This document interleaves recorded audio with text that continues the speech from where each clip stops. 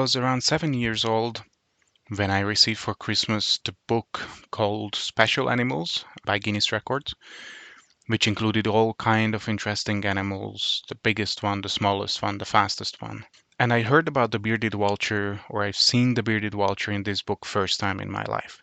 There was an amazing picture about the animal and also some information, and obviously I got captivated by the fact that it's mostly or exclusively feeding on bones. And again, it was just simply beautiful. After that, I've seen this species on a documentary. Honestly, I can't recall if it was BBC or National Geographic, but I've seen it, I've seen its behavior, and I fell in love with it. And it got to the list of species which I really, really want to see once in my life in its natural habitat. 2017 was the year when finally I got to see this animal. I had a chance to lead a small group expedition to Ethiopia, to the Ethiopian highlands. The customers wanted to see gelada baboons and take pictures of these species, and they got to do that. And I was also very happy to see them, but I also realized that this is the best place on earth, probably, to see a bearded vulture.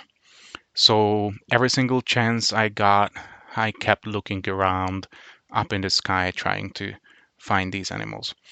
And actually, it was indeed not too hard to find them. Almost every day, early in the morning or late in the afternoon, sometimes in the middle of a hike, they appeared. They were circling around us and even managed to see one of them picking up a bone.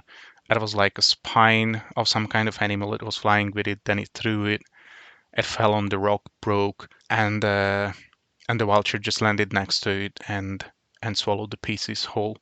It was amazing, but everything was really far. It was very difficult to take a good picture, more like impossible with the camera I had.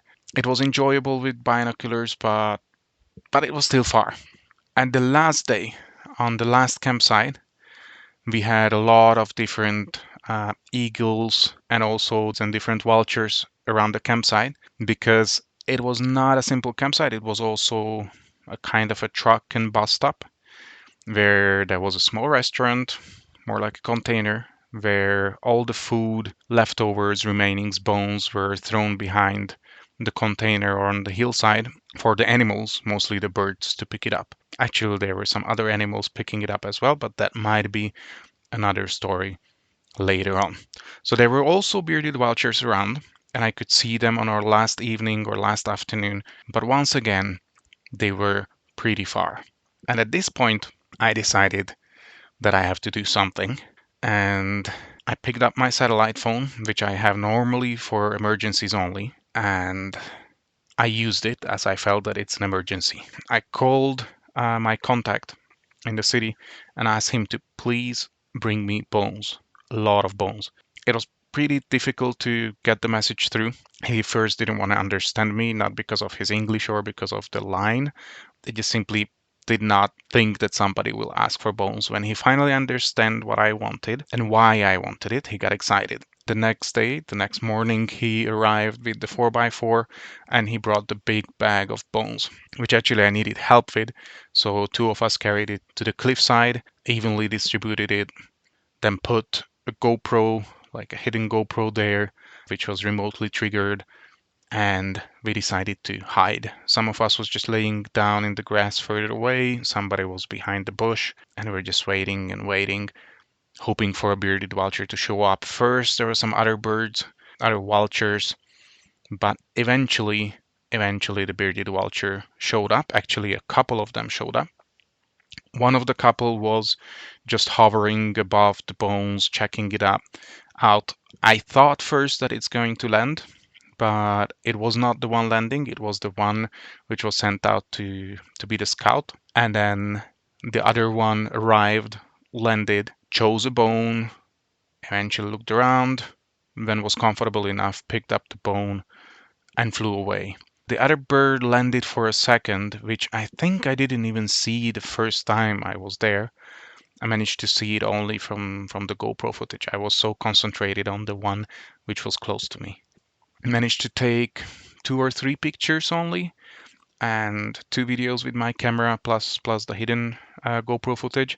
And then the rest of that 1 minute when the bird was there, I was just staring at it and just enjoying the whole experience and feeling blessed that after 27 years wanting to see this animal or first encountering this animal in my favorite book, I got to see it in the wild. Even though, yes, I did need to help Mother Nature a little bit with the bag of bones. It sounds bad, but at least it was in a place where the birds, all of these birds were already accustomed to the humans, and every day they would come and look for scrapes and leftovers and bones around the human campsite. So their basic behavior did not need to change at all. The difference was that right now they got an amazing quality meal instead of some scraps only. So the birds had a good day, and so did I, and so did we. So now that because of the coronavirus, most of us are in the house, myself included, I thought that I will try to share some old memories and old stories for those who love wildlife and nature, so we can pass our time a little bit better and miss the outdoors and miss the wildlife encounters a bit less. So these will be my little virtual encounters videos and narrations.